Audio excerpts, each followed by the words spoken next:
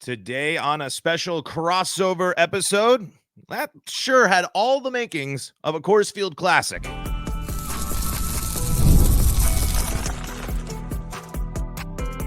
You are Locked On Rockies, your daily Colorado Rockies podcast. Part of the Locked On Podcast Network, your team every day.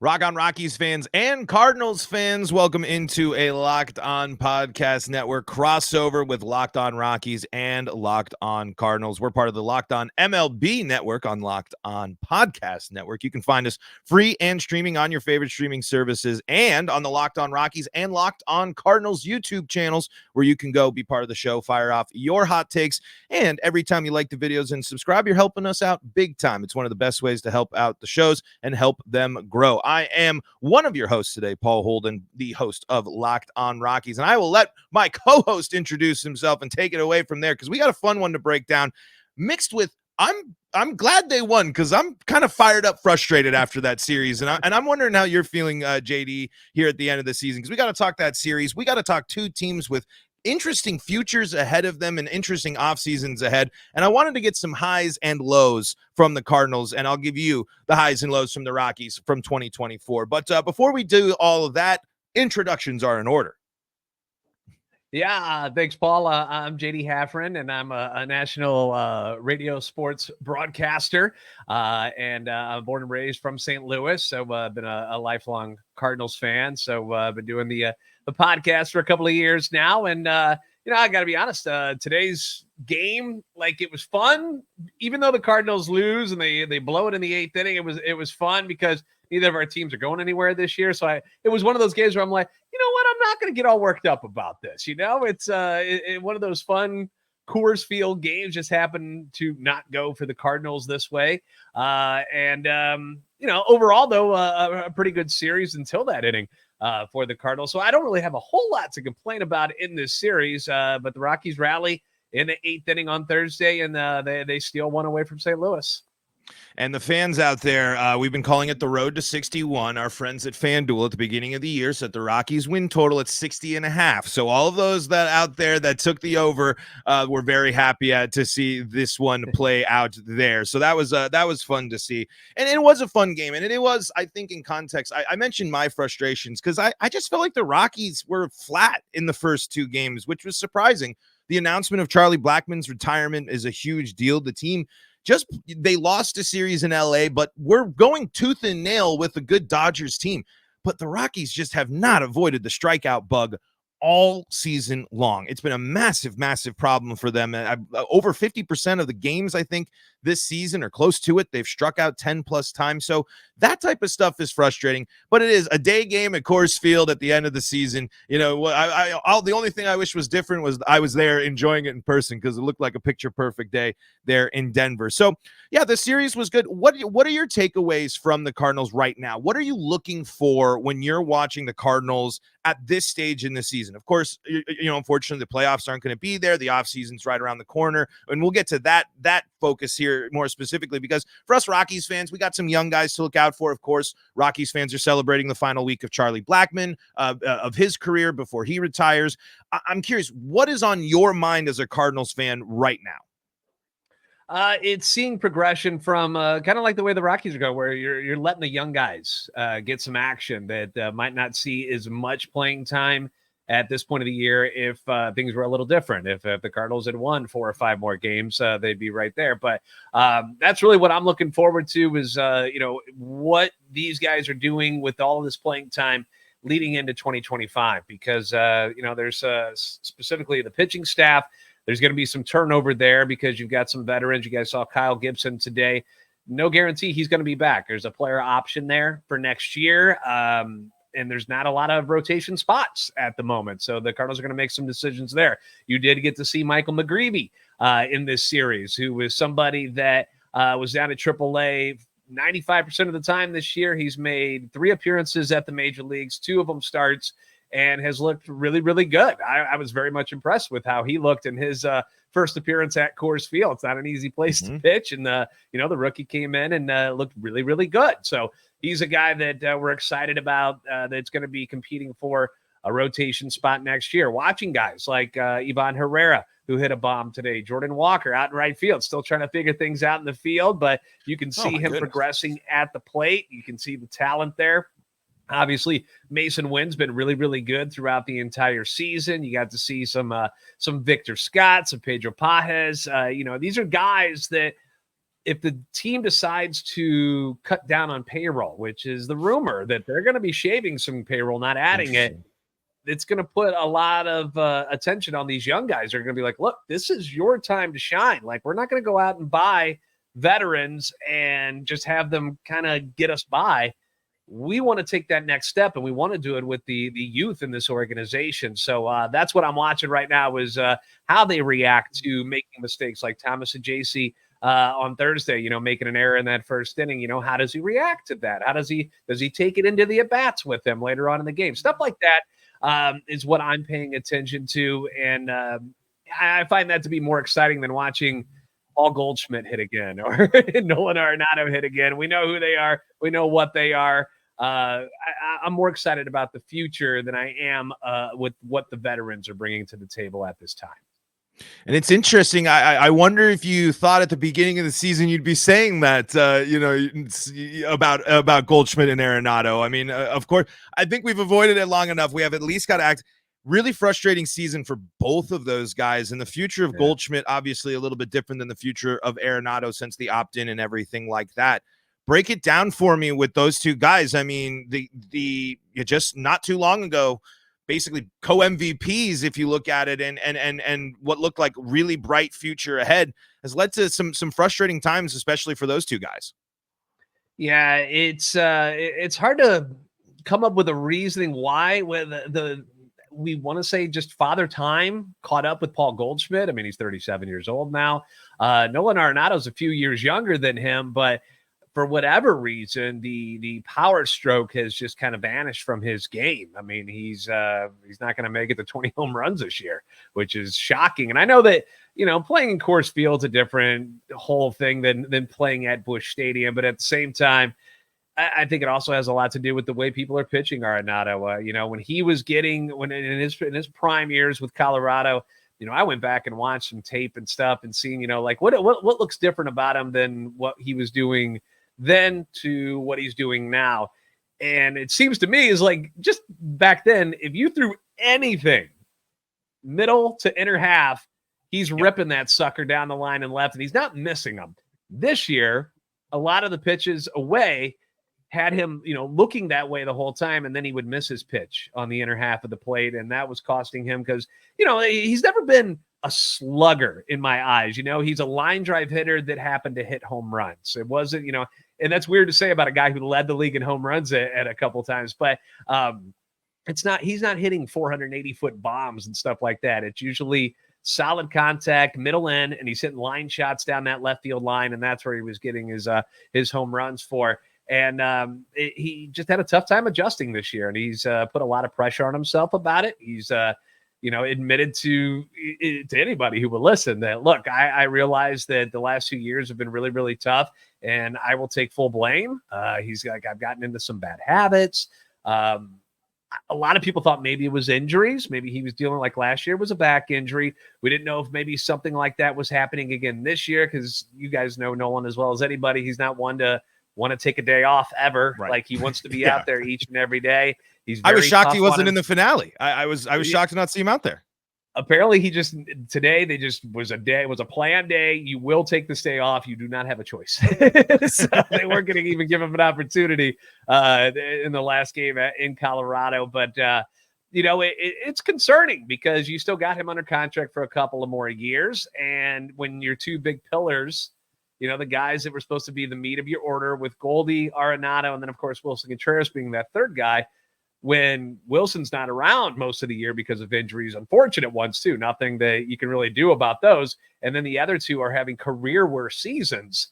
It makes it awfully tough. And I don't care what team you are. If the three biggest bats in your lineup do not show up, there's not a team in Major League Baseball that is going to meet expectations and survive when that happens. And that's what went on with the Cardinals this year. So it's got them considering like what do we do? Because a lot of people thought it was a foregone conclusion that they would try to re-sign Paul Goldschmidt when the contract was up, give him like a 1 or 2 year extension, let him finish it out.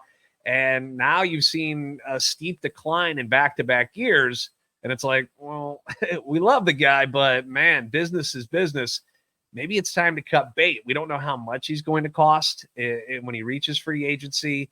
What would he agree to come back? Or are you willing to not move other pieces around to play first base in 2025, just solely so Paul Goldschmidt can continue to have at bats? It's a tough place to be because Goldie's one of the great guys in all of Major League Baseball, but back-to-back years like this, for me, it's time to move on and see what some of these other guys can do for you instead.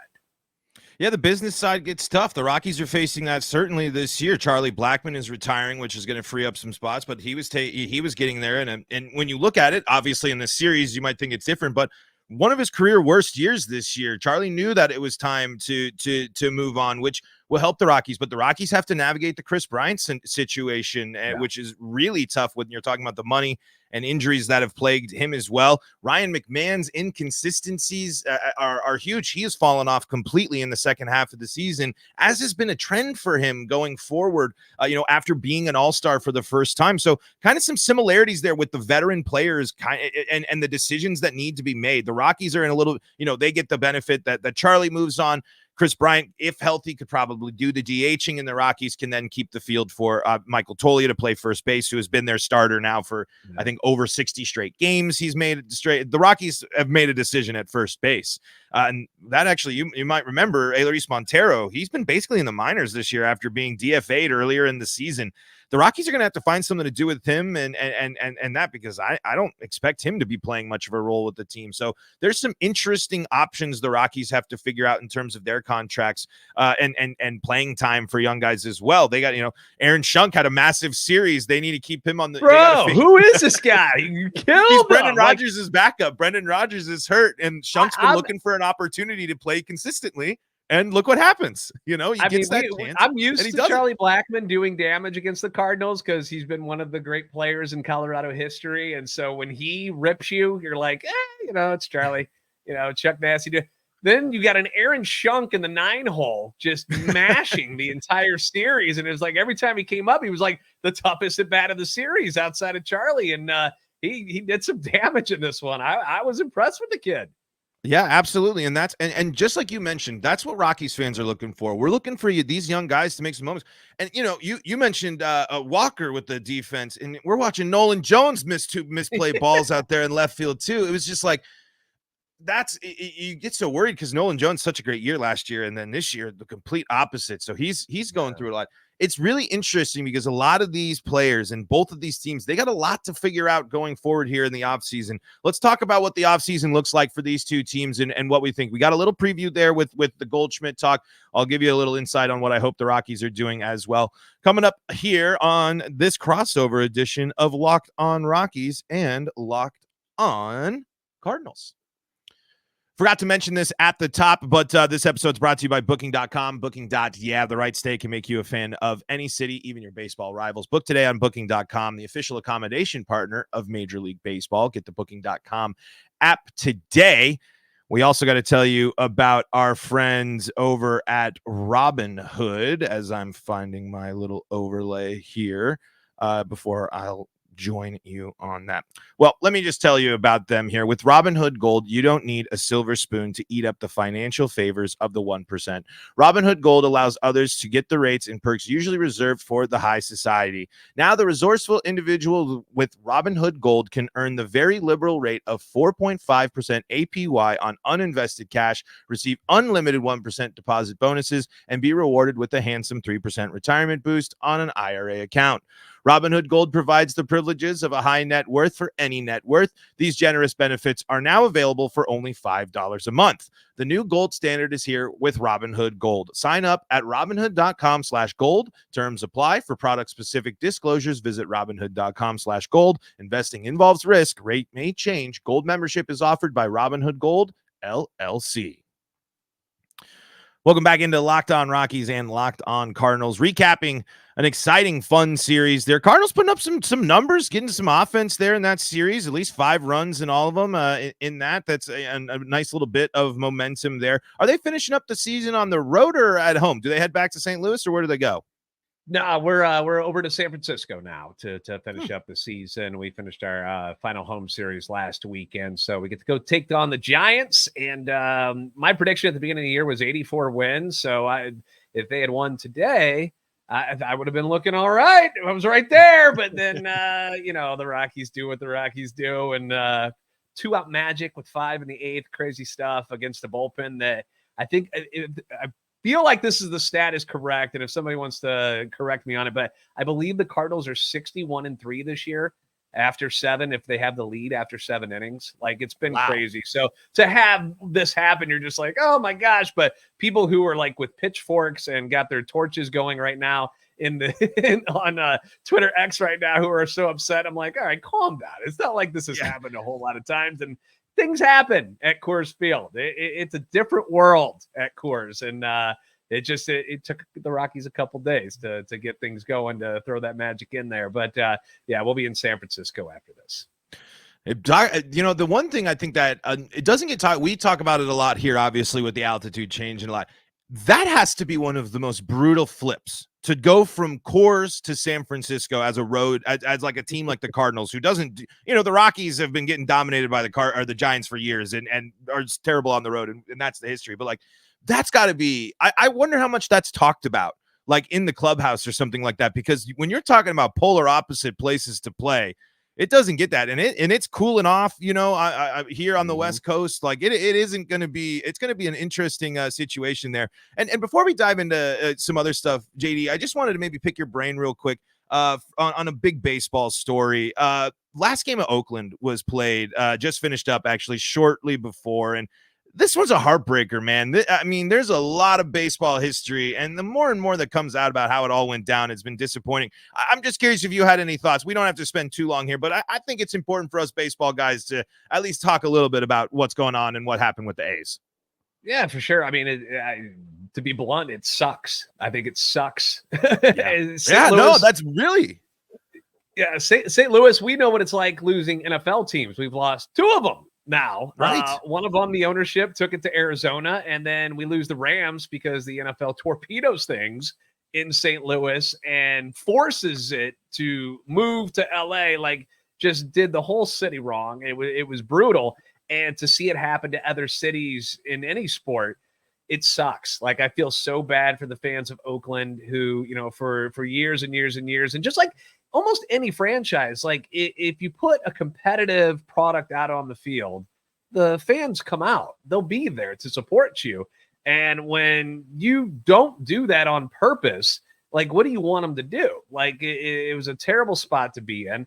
And to know that they're just going to be hanging out in Sacramento for a couple of years at minor league stadiums and then hopefully going to Vegas. I mean, it's supposed to still happen, but like, it's just bizarre that you would let, like, a Major League Baseball would let this happen to any team, no matter what the circumstances were. And I feel horrible for the Oakland A's fans.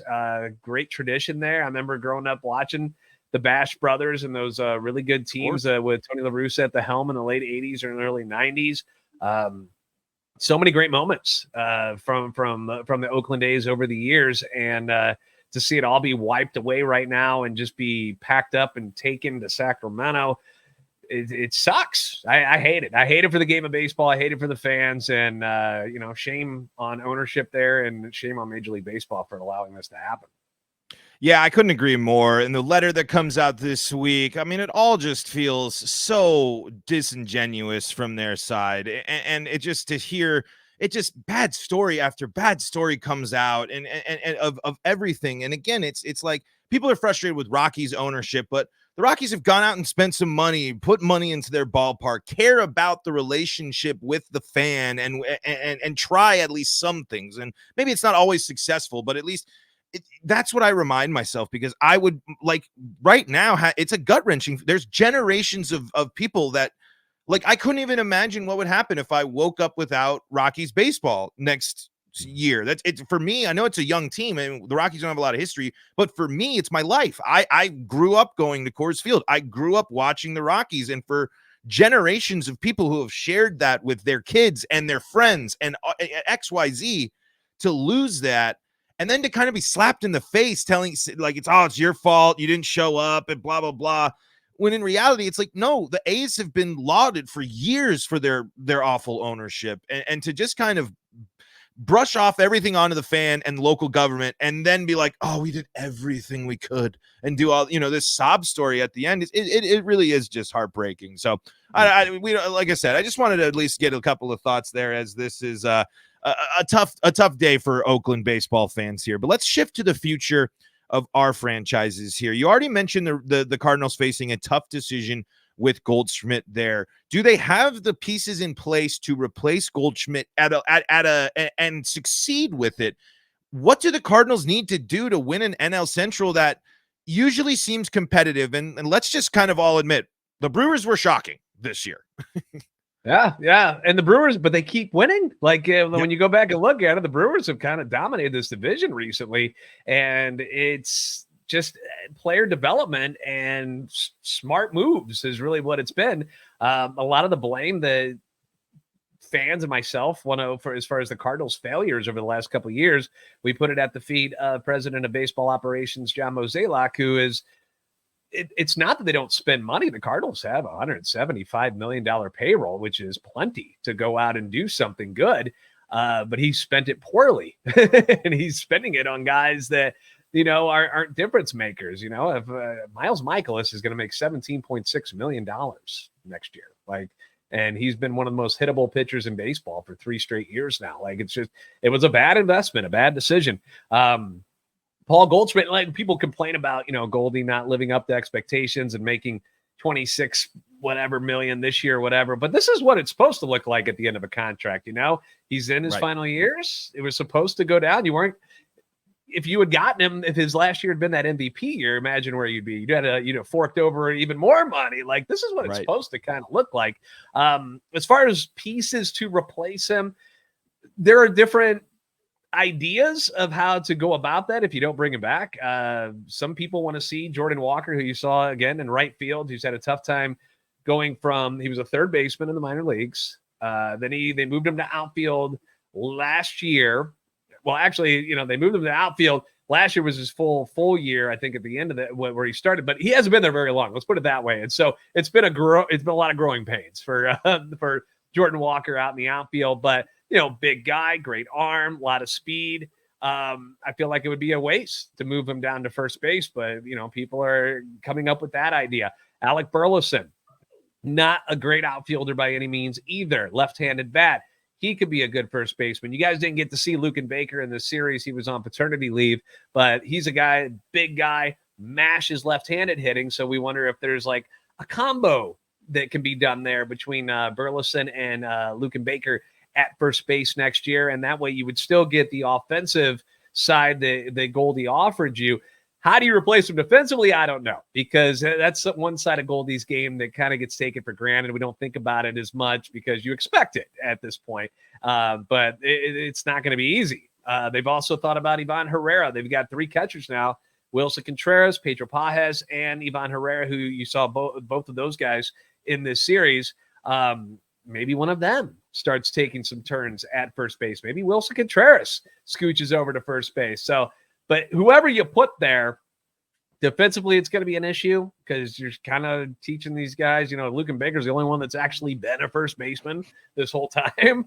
But it's just something because you're trying to find spots for all these people. Like, it's tough not to have Herrera's bat in the lineup. When he's been up in the major leagues this year, he's proven that he can hit at this level. Is he a good catcher? That's debatable. We're not totally sure about that, but you want to get that bat in the lineup. Are there other ways to maneuver things like trades to bring somebody in? You bring up the A's, a guy that Cardinal fans have asked for since last year is Brent Rooker. I mean, almost everybody wants to get him out of Oakland or wherever we're going to call him now. The A's ball club. I don't know what are their names going to be, but a lot of people want him because he doesn't make a whole lot of money right now. And you get a few years of him, maybe sign him to something, but he's a DH who can play some outfield. Is that the big bopper that you can stick in the middle of your lineup to take over for what you were expecting out of Goldschmidt this year and didn't get? There are ways to go about it, but again, if you're going to slash payroll, you're going to have to do it with the young guys. So there's going to be some maneuvering. There's going to be some discussions. And a lot of people expect them to just go ahead and give Goldie a one-year deal and bring him back anyway, which I don't know why we keep – it feels like we're just running in place with the same guys. And I just am like, look, can we just clean slate? Let's move on from everybody involved. Nato's going to be your veteran. Let's move on from some of these old veterans in the rotation that aren't under contract. And let's just start the push with this group of young guys and see if we can develop them up that way. Yeah, and well, you mentioned first base defense, and it's something that I think matters more than people give it credit for. Michael Tolley has proven that for the Rockies. It makes your infield better. It is a huge impact when you can have that. So just replacing that, it took the Rockies forever and really still uncertain to replace Todd Helton. I mean, I know I'm talking about replacing a Hall of Fame first baseman, but I'm talking about just a league average first baseman when we're talking about WAR. When you look at some of the names that have played first base for the Rockies, it's a very, very important position. As for the future of the Rockies here, I mentioned they got Charlie Blackmon, who's retiring, which is going to free up that DH spot, most likely for Chris Bryant, but that's going to be a big question. There have been, do you possibly cut Chris Bryant and try to move on? I don't necessarily know if the Rockies are ready to make that call and just eat that money yet, but we've seen some people do somewhat similar moves. And man, you're looking at that Arenado contract right now, and that's kind of a cheap deal for him. Like, I can only imagine if he was in this modern market with outside of this season, what he would have been there. So like you mentioned, you're going to have Arenado. You got that good veteran there with a nice deal. The Rockies are kind of facing this albatross of the Bryant deal. If he comes back, he's healthy, and he reinvents himself as a DH that helps the Rockies, great. That we'll take it. But we're still waiting on that. The Rockies have to add pitching this offseason. They cannot go. I think the Rockies need to embrace something different that they've done. They need to go to some pitchers that know that they're only going to get a one-year deal and say, we will pay you to come pitch for a season. Just try it. Just go up for the challenge. And then you have a success. I got a couple of guys we can give you. I got a Kyle Gibson. I got a Michaelis. I got a Lance Lynn. Like, who do you want? You want a Steven Matz? He's got 1 year left. We could ship them all to you, Paul. It's just one of these things where it's like there are some interest. The bullpen, the Rockies bullpen got real young at the end of the season. You saw a bunch of guys in this series still figuring it out, but it's a bunch of guys that can hit 100, and you're like, all right, sweet. Well, that's really cool.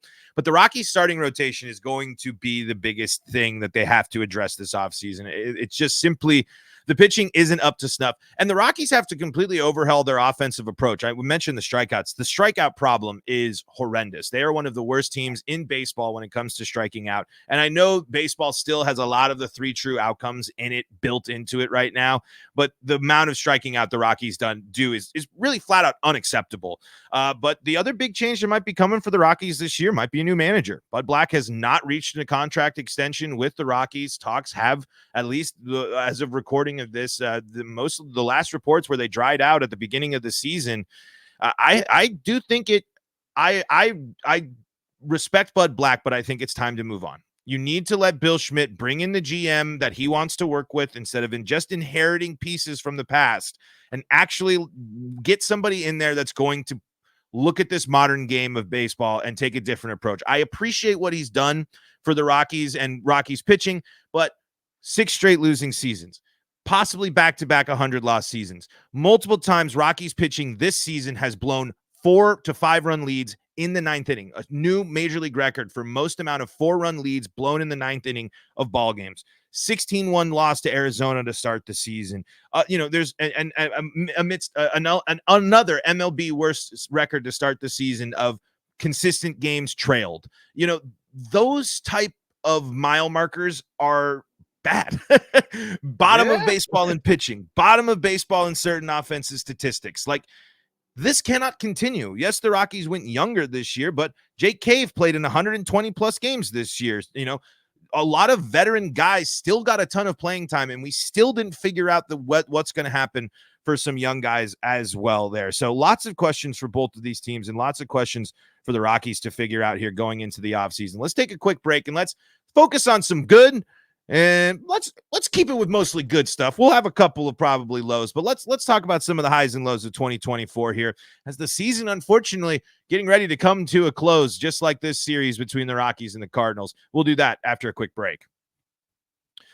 Before we do that, though, got to tell you about our friends that help make this show possible, and that includes Booking.com. Yeah, you can explore those U.S. cities you've always wanted to learn more about. And I'll always remember, actually, me and my dad went on a baseball road trip, and we actually went out there to Busch and had a great time in St. Louis. It's one of the ballparks you got to go to, and Booking.com has got you covered if you're looking to make any trip happen. A baseball trip during the postseason is a great way to see the world, well, the country, the baseball world, I should say, because you can explore those U.S. cities you've always secretly wanted to learn more about with hotels, beds, and breakfast, vacation rentals, resorts, and so much more on Booking.com. You might just find your perfect stay even in your baseball rival city during the postseason, no matter what team you're rooting for. Booking.com can help you get you to where you need to go.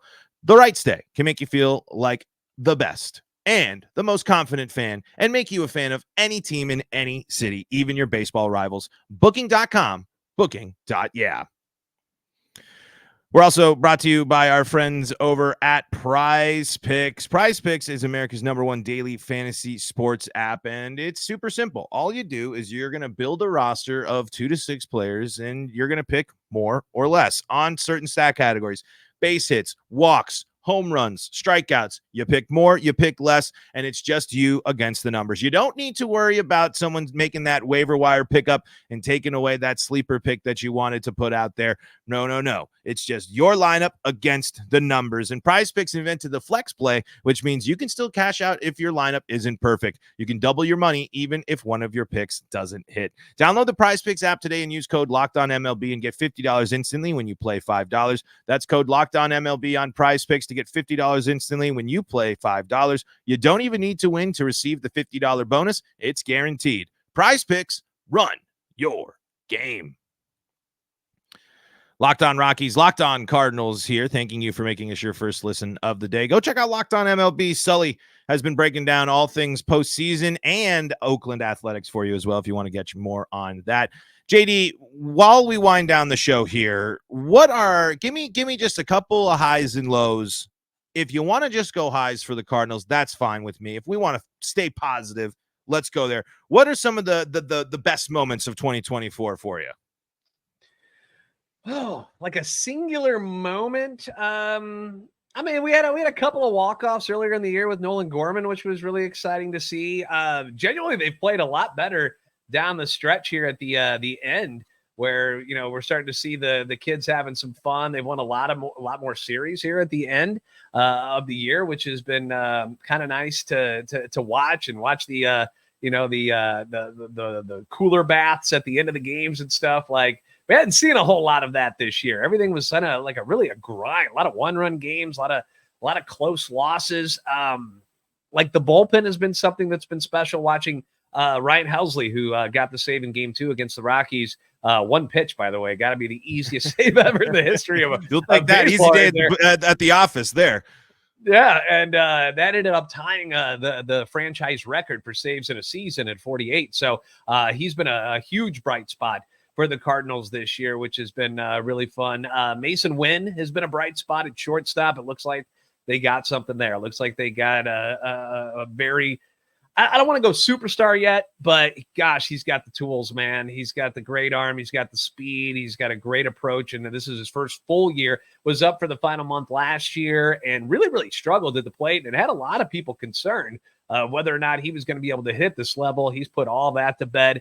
That's been awesome to see. Alec Burleson has had a breakout year of sorts, hitting from the left side. So there's been a few bright spots, but it's still not enough to overcome just the disappointment where, and honestly, coming into this year, a lot of people thought, Cardinals are going to, be right in it again. And I never thought that. Like, I never thought any of the moves they made were enough to have them competing for a playoff spot this year. That's why I said 84 wins at the beginning of the season. I know that was enough last year to get into the playoffs. probably shouldn't be enough. 84 wins is pretty low. I just thought they were kind of a mid-level team, and Sonny Gray was a nice move. And I'm not disappointed with how Sonny Gray was this year, but when your next moves were a Kyle Gibson and a Lance Lynn, it just never added up to me. Like, that's not going to be enough. I really don't think it is. And you know how you were talking earlier about how managerial moves, maybe it's time to move on from Bud Black, and a lot of Cardinals fans are ready to move on, not only from John Mozeliak, our president of baseball operations, has been there forever now, but they're ready to move on from Ollie Marmol as well. And I get a lot of grief because I don't put as much blame on what Ollie's doing than a lot of other people do.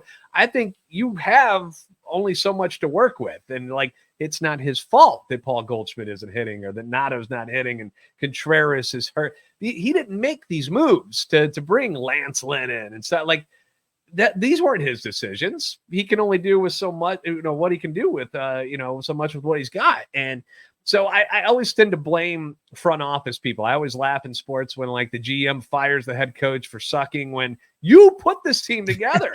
Like, it's your fault really more than the coach. And Ollie got the extension in the offseason, and he's got next year.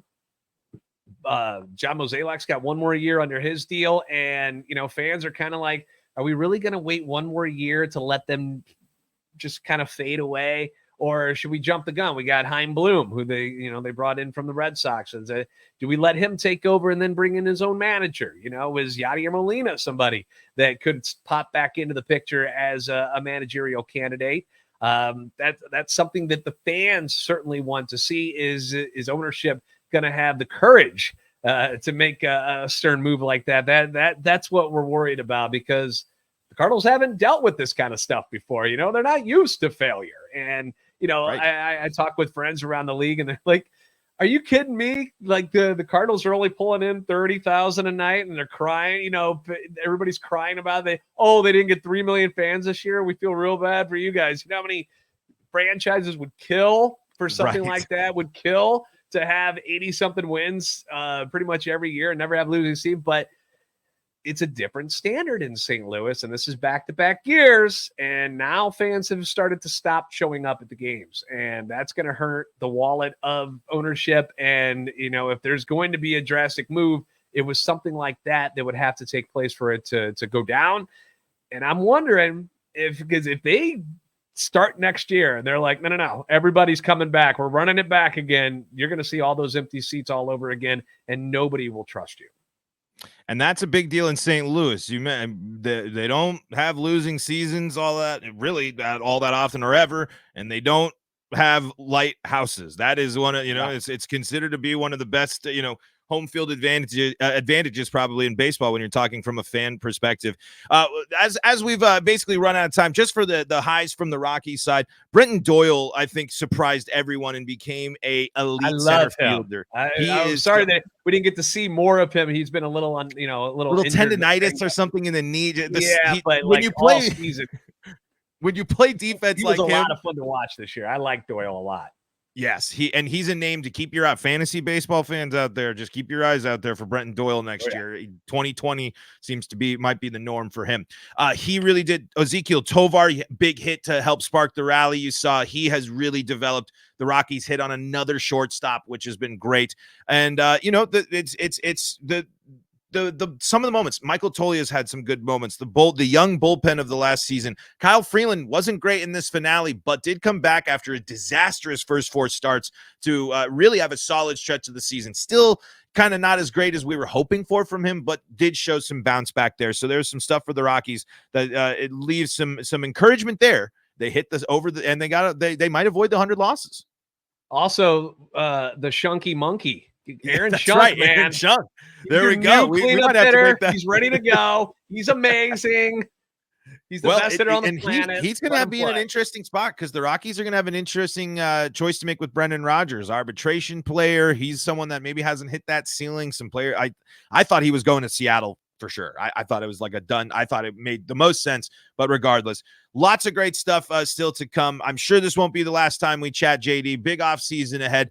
Before we go, where can everyone go to make sure they're staying up to date with all things you and all things Locked On Cardinals? You can follow me on Twitter, X at JD Sports Radio, as well as the podcast at @LO_Cardinals. And of course, you can find the podcast, wherever you get your podcast, free and available everywhere, and on YouTube as well. We love to see you guys over there. We just passed the 10,600 mark, I think is where we got. So we got more subscribers than we got people in the stands at Busch Stadium, which is great. That's awesome. Sort of, because we want it to be packed in both spots. So if you do like what you're hearing, make sure you stop on by, like, subscribe, and comment, and we'll get back at you for sure. Absolutely. And if you're curious about the Colorado Rockies, you can follow me at Paul Holden 33 or at LO Rockies. We're on the push to 1,000 subscribers. We're a little behind on the YouTube subscribers, but if you Cardinals fans want to come help support the show, let's go. We're trying to get to our 1,000. We were hoping to get there before the end of the season. We'll see what happens. Still some time before the final games there. But where are my JD, Aaron Shunk believers? You should be subscribing immediately. See, there you go. And that, and for all my St. Louis, and we know that there's a lot of St. Louis, Colorado crossover there. So make sure that you're going over there and checking out Locked On Cardinals. But folks, until next time, this is Paul Holden saying so long from the Locked On Podcast Network.